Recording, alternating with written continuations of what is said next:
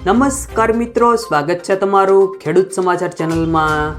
આજના આ વિડીયોમાં હવામાન વિભાગ દ્વારા આજે ગુજરાતમાં ક્યાં ક્યાં વરસાદ પડશે અને કેટલા જિલ્લામાં વરસાદનું એલર્ટ આપવામાં આવ્યું છે તે તમામ માહિતી વિશે આજના આ વિડીયોમાં વાત કરીશું।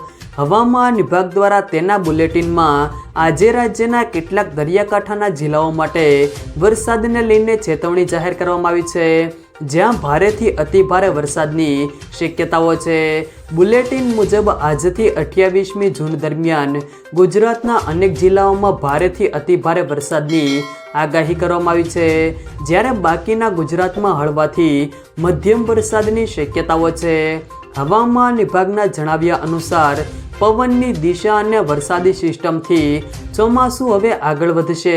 સાયક્લોનિક સર્ક્યુલેશન સર્જાતા આગામી 3 દિવસ દરમિયાન વરસાદની આગાહી કરવામાં આવી છે।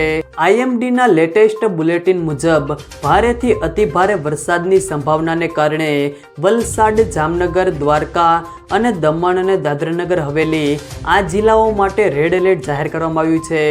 જૂનાગઢ, અમરેલી, ભાવનગર, ગીર સોમનાથ, દીવ, સુરત, તાપી, નવસારી અને ડાંગ માટે ઓરેન્જ એલર્ટ જાહેર કરવામાં આવ્યું છે।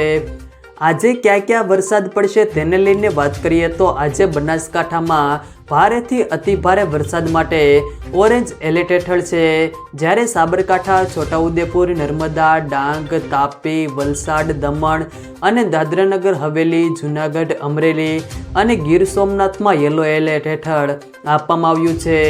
હવામાન વિભાગે રાજ્યમાં વરસાદનું યલો અને ઓરેન્જ એલર્ટ આપવામાં આવ્યું છે, જેમાં દક્ષિણ ગુજરાત અને દક્ષિણ સૌરાષ્ટ્રમાં અતિ ભારે વરસાદની આગાહી કરાઈ છે।